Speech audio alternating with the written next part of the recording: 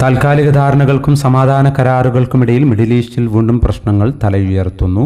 Hormuz കടലിടുക്കിലൂടെ കടന്നുപോയ 2 വാണിജ്യ കപ്പലുകളെ Iran ആക്രമിച്ചു എന്ന് അമേരിക്ക പറയുന്നു.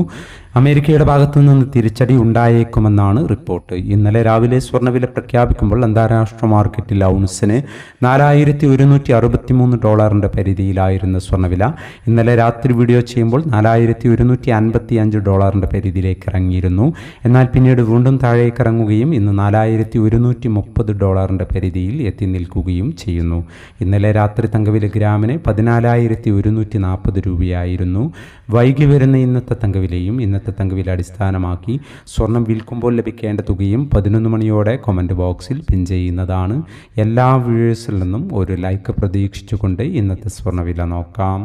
ഇന്ന് പവന് 1000 രൂപ കുറഞ്ഞു. ഇന്ന് 7/7/2026 പവന് 1,06,520, ഗ്രാമിന് 13,315. ഈ വീഡിയോ നിങ്ങൾക്ക് ഉപകാരപ്രദമെങ്കിൽ വീഡിയോക്ക് താഴെ ലൈക്ക് ചെയ്യാൻ മറക്കരുത്. Thank you for watching.